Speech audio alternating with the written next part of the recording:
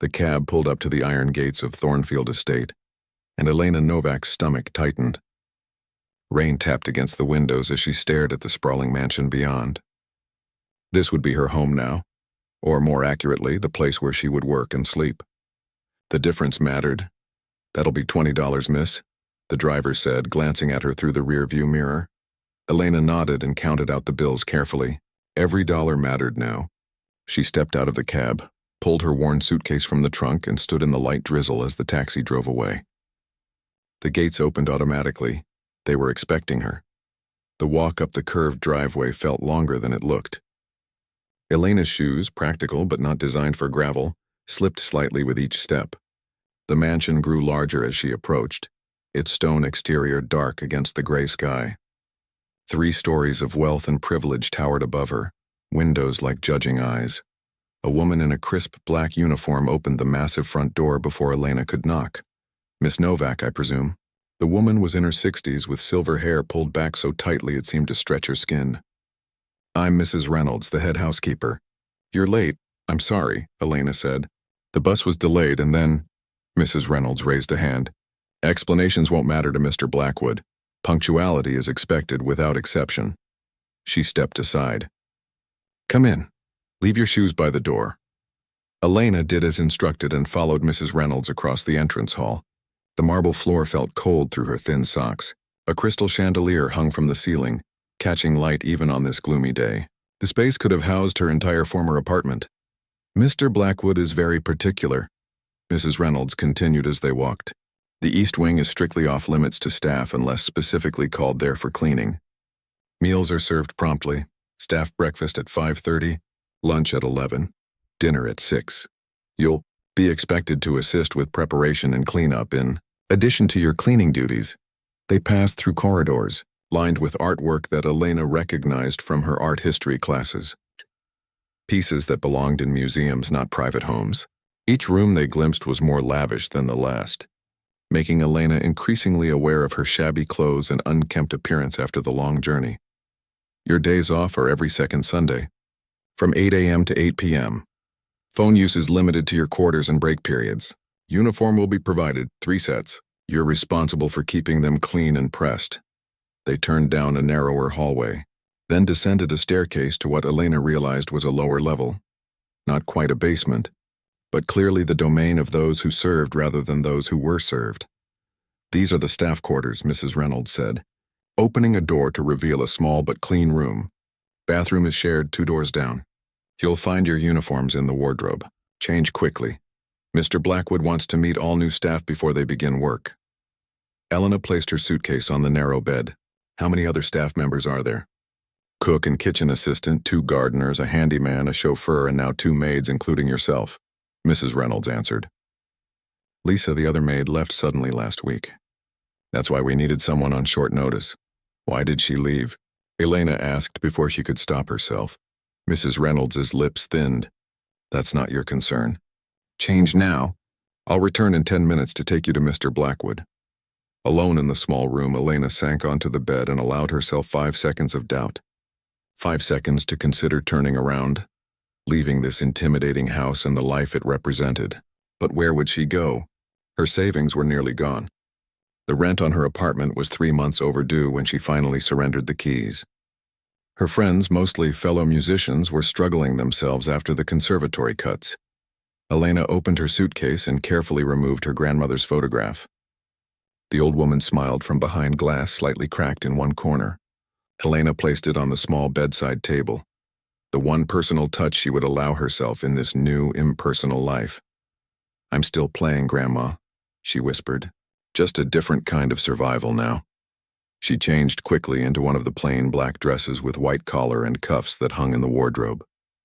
It was slightly large on her frame. She'd lost weight in the past difficult months, but it would do. Elena smoothed back her dark hair into a simple ponytail and washed her face in the small sink in the corner. The face that looked back from the mirror was thinner than it had been 6 months ago, the dark circles under her eyes testament to sleepless nights worrying about her future. A sharp knock announced Mrs. Reynolds' return. The older woman looked Elena over with a critical eye but offered a small nod of approval. "Follow me," she said. leading Elena back upstairs and through the house to a different wing. Mr. Blackwood is in his study. Speak only when spoken to. Keep your eyes down unless he specifically addresses you. Answer questions directly. He despises rambling. They stopped before a heavy wooden door. Mrs. Reynolds knocked 3 times. Enter, came a deep voice from within. The study was lined with bookshelves from floor to ceiling. A massive desk dominated the room, behind which sat Alexander Blackwood.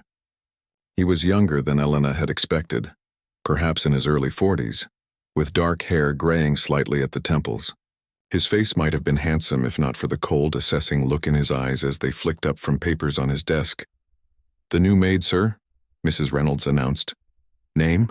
he asked, his attention already returning to his work. "Elena Novak, sir," she answered, fighting the urge to fidget under his brief scrutiny. "Previous experience?" Elena hesitated. Her last job had been teaching piano at the conservatory. Before that, she had performed with orchestras across the country.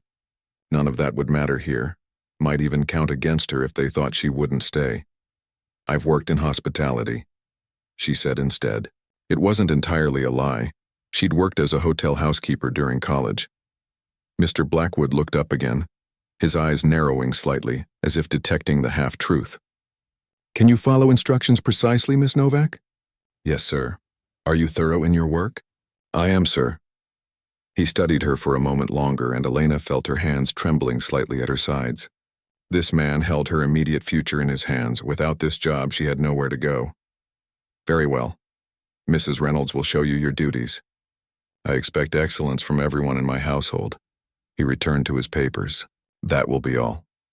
Outside in the hallway, Elena released a breath she hadn't realized she was holding. "That went well," Mrs. Reynolds said, surprising Elena with the faint approval in her voice. He barely looked at the last girl. "Is he always so—" Elena searched for a word that wouldn't seem disrespectful. "Distant?" Mrs. Reynolds suggested. "Yes, Mr. Blackwood runs his businesses and his home with equal efficiency. You'll rarely see him except when he has guests, which is not often. He prefers solitude." The rest of the day passed in a blur of instructions, rules, and demonstrations. Elena was shown every room she would be responsible for cleaning, taught how Mr. Blackwood preferred his shirts arranged, by color, then fabric weight, and instructed on the proper way to dust the countless valuable objects throughout the house. By evening, her head was spinning with information and her body ached from the tension of trying to remember everything. She ate dinner in the staff kitchen with the others, a quick, quiet affair where she learned that conversation among the staff was as constrained as the spaces they occupied. In her room that night, Elena changed into her nightgown and sat on the edge of the bed. The day's events replayed in her mind. The intimidating house, the aloof employer, the weight of all she had lost to end up here. 6 months ago, she had been preparing for a solo recital. Now she was learning how to properly fold someone else's towels. She reached for her small bag and pulled out her most treasured possession, a worn book of Chopin's compositions that had belonged to her grandmother. Opening it, she placed her fingers on the bedspread, moving them silently through the familiar notes of a nocturne. Her hands remembered what they could no longer express. Tomorrow would be her first full day as a maid at Thornfield Estate. Elena closed the book and turned out the light, determined to survive this chapter of her life with the same discipline that had once made her a promising pianist. After all, survival was its own kind of art. 3 weeks had passed since Elena's arrival at Thornfield Estate, and she had settled into a routine. Up at 5 a.m., dressed in her uniform, breakfast in the staff kitchen by 5:30, and then straight to work. The mansion was enormous, and keeping it spotless was an endless task. Still, Elena found a certain peace in the repetitive motions of dusting, sweeping, and polishing. The physical work tired her body enough that she could sleep at night without her mind racing through all she had lost. She rarely saw Mr. Blackwood. He spent most days in his home office or away at business meetings. When their paths did cross, he barely acknowledged her presence, a nod at most, never a word. Elena had learned from the other staff that this was normal. Mr. Blackwood saw the people who maintained his home the same way he saw the furniture they polished. Necessary objects? Nothing more. "You're getting good at disappearing," remarked Olivia, the cook, as Elena slipped into the kitchen one afternoon. "That's a useful skill in this house." Elena smiled faintly. Is that what we're supposed to do? Disappear? According to His Majesty upstairs? Absolutely. Olivia rolled her eyes as she kneaded dough for the evening's bread. Perfect service is invisible service. We're just hands that make things happen, not people with faces. Elena had been assigned the East Wing that morning, a rare occurrence. Mrs. Reynolds typically handled those rooms herself, but she had woken with a migraine and reluctantly given Elena detailed instructions. The blue drawing room, the library and the music room, Mrs. Reynolds had said. Her face pinched with pain. Dust vacuum windows, nothing more. Don't touch his papers in the library. Don't rearrange anything. The blue drawing room and library had been straightforward enough. Now Elena stood at the threshold of the music room, feather duster in hand, and felt her heart catch in her throat. The room was beautiful. Floor-to-ceiling windows letting in streams of late-morning sunlight, elegant furniture arranged in small conversational groupings, and in the center, catching the light like a black mirror, a magnificent grand piano. Elena stepped inside, drawn to the instrument against her will. It was a Steinway Model D, the same model she had played at her last major concert. The lid was closed, the surface immaculate. Not a single fingerprint marred its perfect shine. Setting down her cleaning supplies, Elena moved around the room, dusting automatically while her eyes kept returning to the piano. Did anyone ever play it? Or was it just another expensive decoration? Like the paintings on the walls and the sculptures on the side tables. After finishing the rest of the room, she approached the piano. She should just dust it quickly and leave, but her hands hovered over the closed lid. The temptation was almost painful. Just one touch, she whispered to herself, carefully lifting the cover to reveal the pristine keys beneath. The sight of them, perfect ivory and ebony, sent a physical ache through her chest. 3 months since she had last touched a piano. 3 months since music had been torn from her life. Elena raised her hands, holding them just above the keys without touching them. In her mind, she could hear Chopin's Nocturne in E-flat major, the piece she often used to warm up before performances. Her fingers moved through the familiar patterns, dancing above the keys without pressing down, creating silent music only she could hear. She was so lost in the movement that she didn't notice the figure watching from the doorway. Alexander Blackwood had returned early from his meeting and paused on his way to his office, drawn by the unusual sight of someone at the piano. His eyes narrowed as he recognized his new maid, her hands moving with obvious skill above the keys she didn't dare to touch. Elena felt a prickle of awareness and turned suddenly, her hands dropping to her sides when she saw Mr. Blackwood. His face was unreadable, but disapproval radiated from his rigid posture. "I was just cleaning, sir," she said quickly, taking a step back from the piano. "I didn't touch the keys." He said nothing for a long moment, just studied her with cool gray eyes. "See that you don't," he finally replied, then turned and continued down the hallway. Elena's hands trembled as she closed the piano lid and gathered her cleaning supplies. How long had he been watching? What had he seen in her face as she pretended to play? Whatever it was, she knew it was too much. In this house, she was meant to be invisible. That evening, Elena was helping serve drinks before dinner. Mr. Blackwood was hosting several business associates, 4 men and 3 women dressed in clothes that probably cost more than Elena had earned in a year at the conservatory. "Alexander, this house is magnificent," said one woman, a tall blonde with diamonds at her ears and throat. "I can't believe I've never visited before." "You've been too busy jetting around the world, Victoria," Mr. Blackwood replied with a thin smile that didn't reach his eyes. "Some of us have to stay put and run our businesses." Victoria laughed, a practiced sound. "Speaking of which, I heard you acquired that tech startup Thompson was after." He must be livid. "Business is business," Mr. Blackwood said, accepting a glass of whiskey from Elena's tray without looking at her. "Thompson will survive." "My Philip is having his first piano recital next month," said another woman, plump and overdressed for the occasion. "He's only 7, but his teacher says he's quite talented. Is that right, Diane?" Victoria said, her tone suggesting minimal interest. "I thought all parents were told their children are talented these days." "Not like Philip," Diane insisted. "He practices hours every day. We bought him a baby grand for his birthday." "A bit excessive for a 7-year-old, isn't it?" asked one of the men. "Not if he has real talent," Mr. Blackwood said unexpectedly.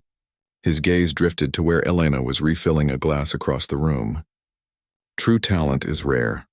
The conversation shifted to other topics as the group moved to the dining room. Elena helped serve the elaborate meal prepared by Olivia, moving silently around the table with plates and wine bottles.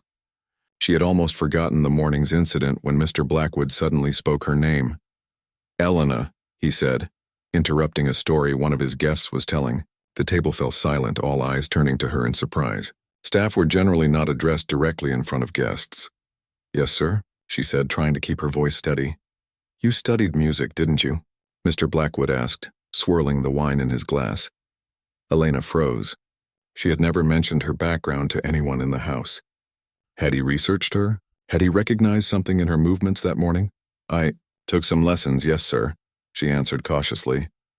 "How interesting," said Victoria, examining Elena with new curiosity. "Where did you study?" Mr. Blackwood answered before Elena could. "I believe my maid is being modest. She seems quite familiar with piano technique." Heat rose in Elena's cheeks. The guests were all staring at her now, some with amusement, others with the uncomfortable expression of people forced to acknowledge a servant as a human being with a past. "It was a long time ago," Elena said quietly. "Do you play often?" asked Diane, the mother of the 7-year-old prodigy. "No, ma'am. Not anymore." "What a shame," Victoria said with false sympathy. "Though I suppose you wouldn't have much time for hobbies in your position." Elena said nothing, her eyes fixed on the floor.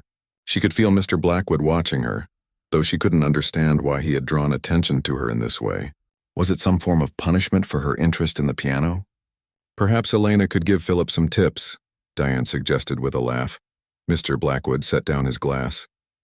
"I have a better idea," he said, and something in his tone made Elena look up. A small cold smile played at the corners of his mouth. "Why don't we have a little entertainment after dinner? Elena can play for us." The suggestion hung in the air like a threat. The guests exchanged glances, some uncomfortable, others amused by the prospect. "Oh, I couldn't," Elena said quickly. "It's been too long, and I insist," Mr. Blackwood said, cutting her off. His voice was pleasant, but his eyes held a challenge. "After all, you seemed quite at home at the piano this morning." In that moment, Elena understood. This wasn't just punishment, it was humiliation. He meant to expose her as a fraud or watch her fumble through a mediocre performance, reinforcing her status as just the help with delusions of talent. "What a novel idea," Victoria said, raising an eyebrow. "I can't remember the last time I attended a performance by household staff." "Then it's settled," Mr. Blackwood said, raising his glass in a mock toast. "After dinner, Elena will favor us with a performance." The rest of the meal passed in a blur for Elena. She continued serving, clearing plates and pouring wine, all while dread built inside her. Her hands, usually so steady, trembled slightly as she worked. She would have no choice but to play. To refuse would mean losing her job. But to play after so long on that magnificent instrument, in front of these people who expected to be entertained by her failure. What Mr. Blackwood didn't know, couldn't know, was that despite everything, a tiny spark of anticipation had ignited beneath Elena's fear. 3 months without touching a piano, 3 months of silence when music had been her voice. Whatever his intention, he was giving her back her voice, if only for a moment. And despite everything, Elena wasn't sure she could bring herself to play poorly on purpose, even to save her pride. The piano deserved better. The music deserved better. As she collected dessert plates, Elena noticed Mrs. Reynolds watching her with concern from the doorway. The older woman had clearly heard what was to come. In her eyes, Elena saw not judgment, but something like pity. The guests were moving to the drawing room for coffee and brandy. Soon they would continue to the music room, where Mr. Blackwood intended to put his maid in her place. Elena took a deep breath. Whatever happened next, she would face it with dignity. "Shall we move to the music room?" Mr. Blackwood suggested, rising from his seat in the drawing room. His guests had finished their after-dinner drinks, the conversation turning sluggish after a rich meal and several glasses of wine. Victoria perked up at the suggestion, a predatory smile playing on her lips. "Oh yes, I'm quite interested in hearing your maid play." The others murmured their agreement, some exchanging amused glances. They followed their host down the hallway, heels clicking on marble floors, voices echoing in the high-ceilinged corridor. Elena trailed behind them, her heart pounding so loudly she was sure they could hear it. Mrs. Reynolds appeared at her side, concern etched in the older woman's face. "You don't have to do this," she whispered. "I can tell him you're feeling ill." Elena shook her head. "It's all right," she said, though nothing felt all right. "I'll manage." The music room looked different in the evening light. Table lamps cast a warm glow over the elegant furniture, and someone had lit the small fireplace. The grand piano stood in silent majesty at the center of it all, its lid now raised to full stick, prepared for performance. Mr. Blackwood gestured for his guests to take seats around the room. They settled into plush chairs and sofas, drinks in hand, turning expectantly toward the piano. Elena remained standing near the door, her hands clasped tightly in front of her. "Elena," Mr. Blackwood called, his voice carrying a hint of mockery. "We're waiting." She moved forward slowly, aware of every eye on her, the curious stares, the barely concealed smirks. In her simple black uniform with her hair pulled back severely, she knew she looked nothing like the polished performers these people were used to seeing. The walk to the piano bench felt like miles. When she finally sat down, the familiar position brought both comfort and terror. It had been so long. "What will you play for us?" Diane asked, her tone suggesting she expected little. Elena stared at the keys, ivory and ebony, stretching before her like a road home. What should she play? Something simple and pleasant that wouldn't embarrass her too badly. Or, she looked up and met Mr. Blackwood's gaze. There was something in his eyes. Expectation of her failure, perhaps even eagerness for it. He wanted to put her in her place, to remind everyone in the room that she was just the help, nothing more. In that moment, something shifted inside her. A quiet defiance rose up through the fear. "Rachmaninoff," she said softly, then cleared her throat and repeated more clearly. "Rachmaninoff's Piano Concerto No. 2. Someone chuckled. The piece was notoriously difficult, one of the most challenging in the classical repertoire. Victoria raised an eyebrow, exchanging a glance with the man beside her that clearly said, "This should be amusing." Mr. Blackwood's expression didn't change, but his posture tensed slightly. "Ambitious," he remarked dryly. Elena placed her hands on the keys, closing her eyes briefly. The room around her faded. The watchful eyes, the expensive furniture, her own shabby uniform. She took a deep breath. Her fingers struck the first deep, resonant chords, and the world fell away completely. The opening of Rachmaninoff's second piano concerto begins with a series of chords that grow in intensity, like someone slowly finding their voice after a long silence. It was exactly how Elena felt. With each progression, her hands remembered their purpose, her body recalled its power. The notes flowed from memory, muscle memory, carrying her where conscious thought could not. She had expected to be rusty, to fumble or hesitate, but instead she found herself playing with a rawness and emotion she had never achieved in conservatory halls. This wasn't a performance for professors or critics. This was her soul speaking after months of forced silence. The room had gone completely still. The smirks had fallen from faces, replaced by expressions of growing astonishment. Even Victoria sat forward in her seat, drink forgotten in her hand. As Elena moved into the sweeping, passionate melody of the first movement, she lost all awareness of her audience. There was only the music, the conversation between her hands and the magnificent instrument, a dialogue of emotion that needed no words. Her body swayed slightly with the rhythm, years of training allowing her to bring forth all the colors and textures of the piece even without an orchestra behind her. Mr. Blackwood stood frozen near the fireplace. He had expected fumbling, awkward playing, the kind of mediocre performance that would entertain his guests through its inadequacy. What he was witnessing instead was artistry of the highest level, the kind one paid hundreds of dollars to see in concert halls. His maid, the quiet woman, who had cleaned his floors and served his meals for weeks, was playing with the skill and passion of a concert pianist. The revelation struck him with physical force, making him grip the mantelpiece for support. Elena was deep in the heart of the concerto now, her fingers flying across the keys in dizzying runs and arpeggios. The technical challenges that would defeat most pianists seemed to flow effortlessly from her hands. But it wasn't just technique. There was something more, something that reached beyond skill into the realm of true artistry. She was telling a story with each phrase, of loss and longing, of passion and resilience, Without realizing it, she was telling her own story. One of the women in the audience had tears streaming down her face. Another guest was recording the performance on his phone, his expression one of disbelief. And in the doorway, the staff had gathered: Mrs. Reynolds, Olivia the cook, even Thomas the gardener, drawn by the music that filled the house with its power and beauty. As Elena approached the final section of the first movement, she built toward the climax with gathering intensity. Her whole body was involved now, leaning into the powerful chords, then pulling back for the delicate passages. When she struck the triumphant final notes, the sound resonated through the room like a declaration. Then, silence. Elena sat still, hands resting on the keys, eyes closed. For a moment she remained in the world of the music, reluctant to leave it behind. Then slowly reality returned, the room, the people, her position. She opened her eyes and looked up, expecting what? Ridicule?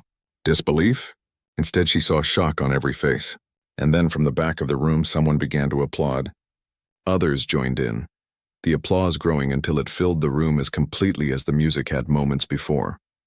"My God," Victoria said, her polished veneer cracked open to reveal genuine emotion. "That was extraordinary. Where did you study?" asked an older gentleman, leaning forward intently.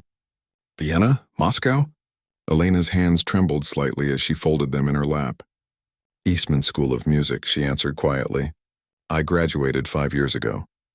"But that's one of the top conservatories in the country," Diane said, looking confused. "How are you—" She stopped, seeming to realize the rudeness of her question. "Working as a maid?" Elena finished for her with a small smile. "Budget cuts at the music school where I taught. Then a failed attempt at freelance performing." "You played with the National Philharmonic 2 seasons ago," said a woman Elena hadn't noticed before. She was sitting in the corner, her expression thoughtful. "I was there. You performed the Grieg concerto." Elena nodded, surprised to be recognized. "Yes, that was my last major performance." "I'm Catherine Powell," the woman said, rising from her seat and approaching the piano. "I sit on the board of the City Symphony." The room had gone quiet again, all eyes now on this unexpected exchange. "You have a remarkable gift," Catherine continued. "One that shouldn't be hidden away in a mansion, dusting furniture."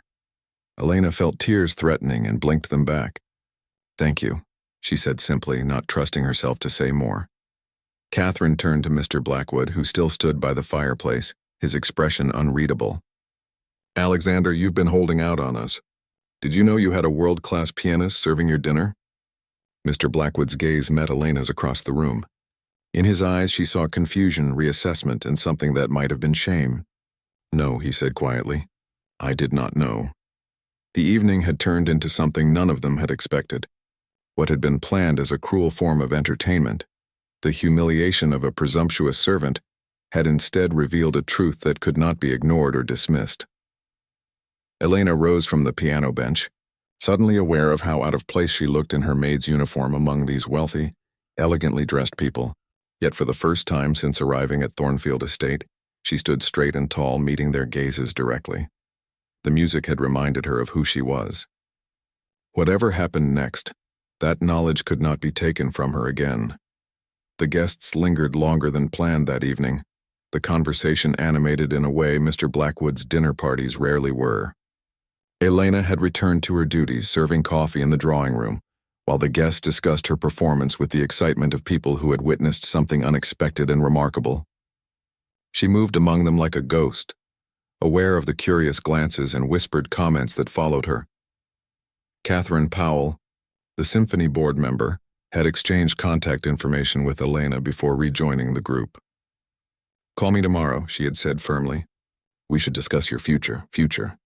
The word echoed in Elena's mind as she collected empty cups and arranged them neatly on her serving tray. She had stopped thinking about the future months ago, focused only on surviving each day. As the last guests prepared to leave, Victoria caught Elena's arm as she passed.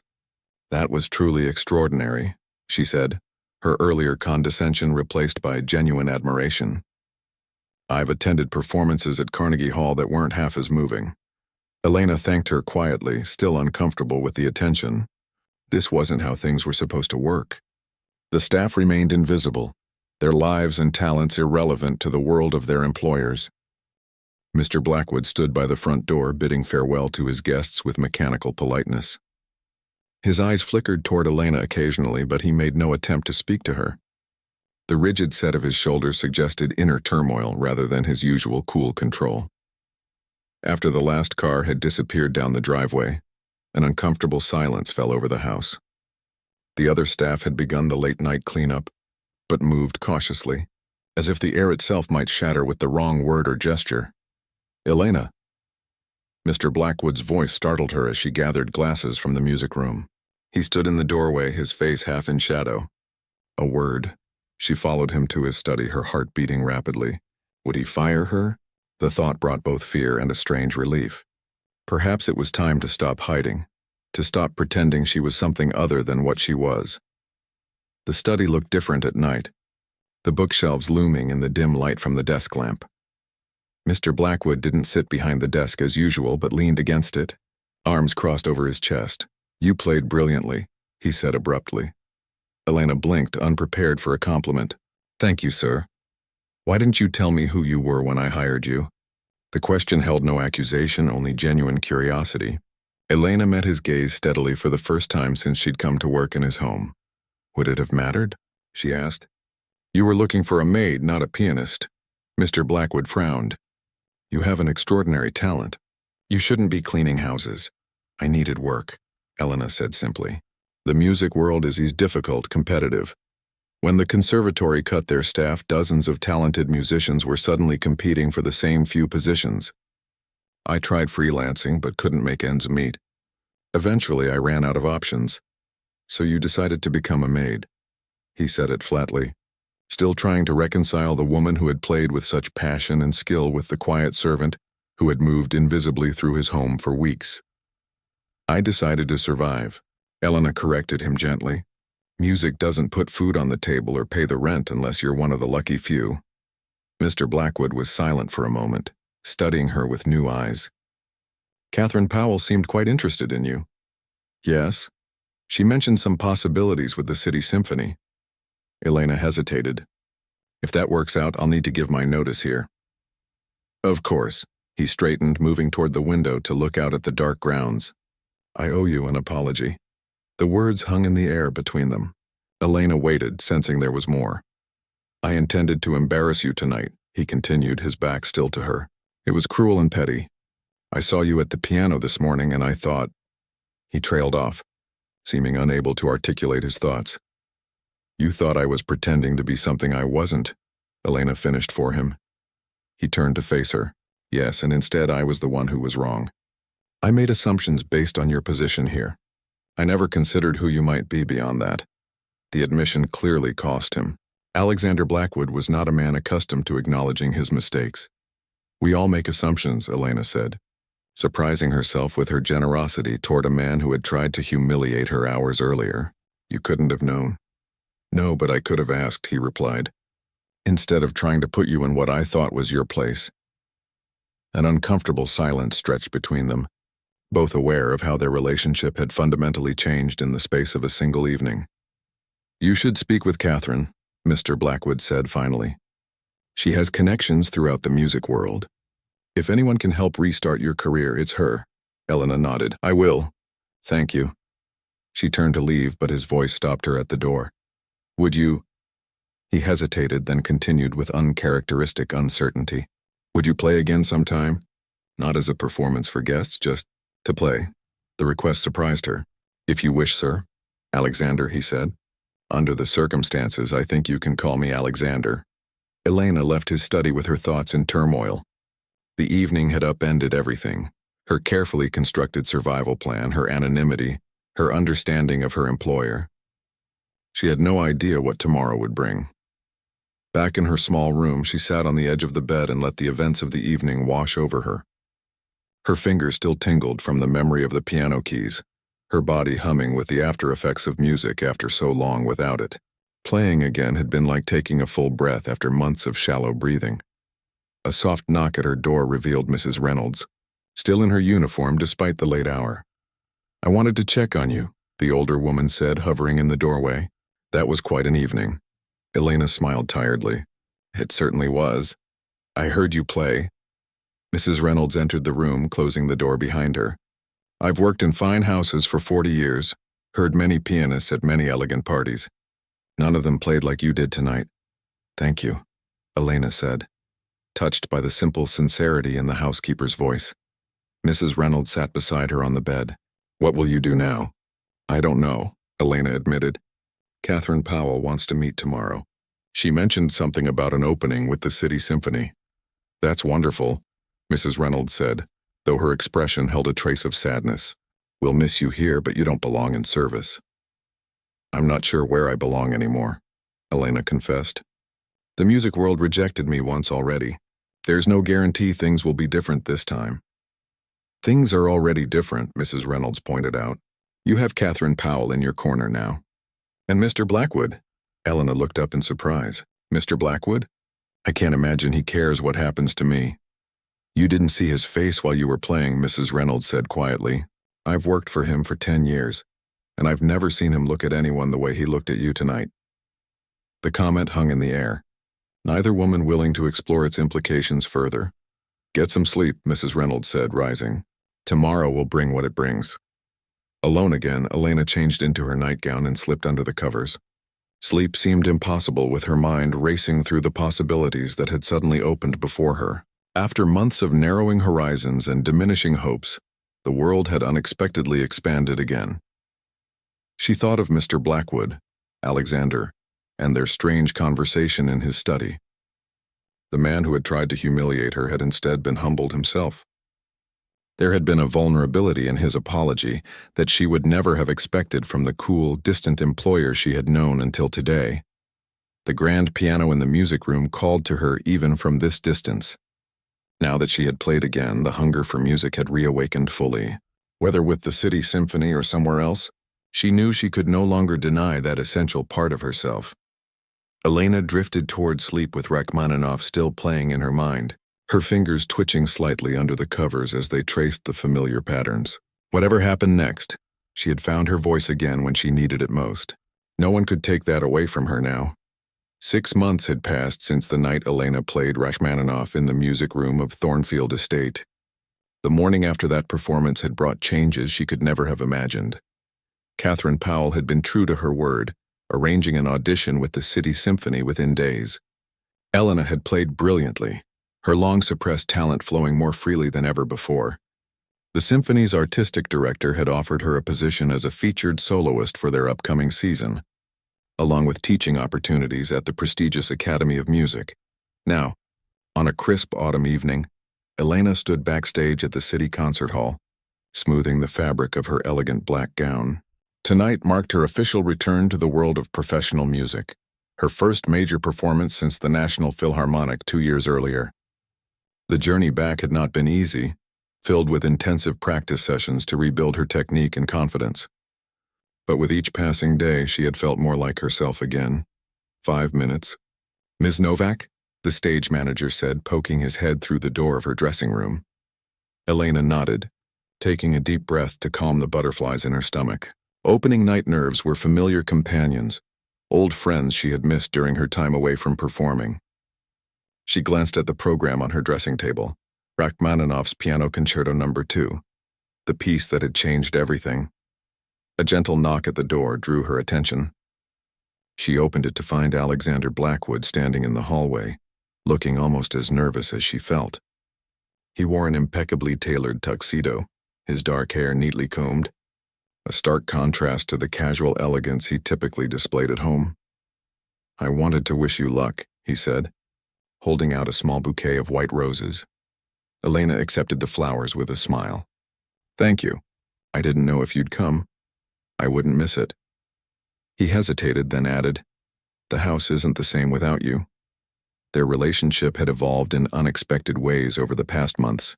After Elena had given notice to pursue her music career, Alexander had offered her the guest house on his property, a place to stay while she found her footing again. She had accepted, surprised by his generosity. What had begun as an employer-employee relationship had gradually transformed into something like friendship, built on mutual respect and a shared love of music. Alexander had even begun taking piano lessons himself, revealing that he had studied briefly as a child before his father deemed it a waste of time for a future businessman. Elena sometimes heard him practicing in the music room. Simple pieces played with determination rather than skill, but with growing confidence. "How are you feeling?" he asked, studying her face. Nervous, excited, grateful. She met his eyes. "I never thought I'd be here again." "You belong here," he said simply. The stage manager reappeared. "2 minutes, Ms. Novak." Alexander stepped back. "I should get to my seat." The box office manager nearly had a heart attack when I requested front row center. Elena laughed. "I'll look for you." "I'll be the one holding my breath during the difficult passages," he replied with a smile. Then more seriously, "Elena, I'm proud of you." The words touched her deeply. 6 months ago, this man had tried to humiliate her. Now he stood as one of her strongest supporters. After he left, Elena closed her eyes for a moment of quiet reflection. She thought of her grandmother, whose photograph now sat on the piano in her new home. She thought of Mrs. Reynolds, who had hugged her fiercely on her last day at Thornfield Estate. She thought of the months spent cleaning floors and serving meals, and how even those difficult times had led her here to this moment. The stage manager's final call came. Elena walked through the backstage area, the familiar pre-performance energy humming around her. As she stepped into the wings, she could see the packed concert hall beyond, hundreds of people waiting to hear her play. The conductor spotted her and nodded. "Ready?" "Ready," she confirmed. He walked onto the stage to enthusiastic applause, then gestured toward the wings. Elena took a deep breath and stepped into the spotlight. The audience applauded as she crossed to the magnificent concert grand at center stage. She bowed, her eyes scanning the front row until she found Alexander. He sat perfectly still, his expression intense with anticipation. Beside him was Catherine Powell, who gave her an encouraging nod. Elena seated herself at the piano, adjusted the bench, and placed her hands on the keys. The hall fell silent, that magical moment of collective anticipation before music begins. She nodded to the conductor, and the orchestra began the opening measures. When her moment came to enter, Elena's hands struck the first powerful chords with confidence and passion. The notes resonated through the concert hall, filling every corner with sound. This time she played not from desperation or defiance, but from joy, the pure joy of doing what she was born to do. As the concerto progressed, Elena lost herself in the music, her body and mind working together in perfect harmony. The piece that had once been her salvation now became her celebration. Each phrase told part of her story, the struggles, the setbacks, and ultimately the triumph of reclaiming her true self. When the final notes faded, there was a moment of breathless silence. Then the audience erupted in applause and cheers, rising to their feet in a standing ovation. Elena stood and bowed, emotion welling up inside her. She had forgotten this feeling, the connection with an audience, the shared experience of music's power. After several curtain calls, Elena finally left the stage, her heart pounding with exhilaration. Backstage was a flurry of congratulations from orchestra members and staff.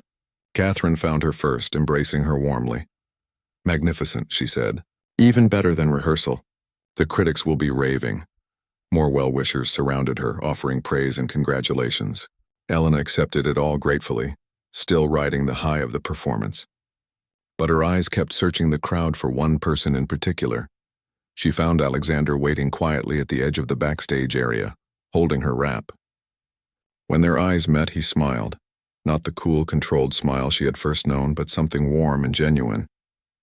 "That was," he began, then shook his head, seemingly at a loss for words. "I've never heard anything like it." "Thank you," Elena said, accepting her wrap from his hands. "For coming tonight. For everything." "I have a confession to make," Alexander said, his voice low enough that only she could hear. "That night when I forced you to play at the dinner party, I thought I was teaching you a lesson about your place. Instead, you taught me about mine." Elena looked at him quizzically. "I had everything. Money, power, status, and yet I was small enough to try to humiliate someone I thought was beneath me," he continued. "When you played, I realized how little I actually understood about what matters in life." The honesty in his voice moved her. "We've both come a long way since then." "You more than me," he said with a self-deprecating smile. Though I did manage to play for Elise all the way through yesterday without a mistake. Elena laughed. A significant achievement. We should celebrate.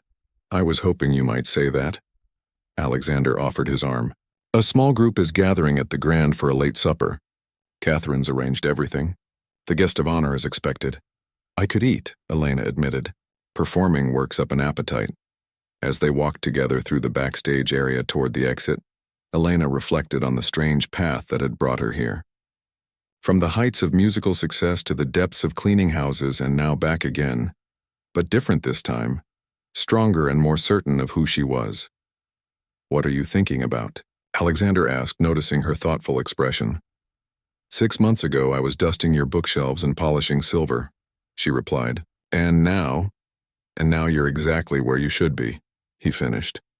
Outside the concert hall, fans and music lovers had gathered, hoping for a glimpse of the performers. When Elena emerged, there was a scattering of applause. A young girl, perhaps 12 years old, approached hesitantly, a program in hand. Ms. Novak, could I have your autograph? She asked. I play piano too. I want to be just like you someday. Elena took the program and signed it with a warm smile. What's your name? Lily, the girl answered. Keep practicing, Lily, Elena told her, and always remember why you love to play. As they walked to the waiting car, Alexander gently touched her elbow. You've inspired people tonight, not just with your talent but with your story. My story isn't finished yet, Elena said, looking up at the night sky bright with stars. No, he agreed. I'd say it's just beginning. The car door opened and Elena paused for a moment, taking in the scene around her. The grand concert hall illuminated against the night, the well-wishers still lingering near the entrance, the city streets alive with possibility. This wasn't just a return to her old life. It was the start of something new. Whatever came next, she would face it with the same courage and passion she had found within herself. That night at Thornfield Estate, when a millionaire had forced his maid to play piano, only to be left speechless by what he heard.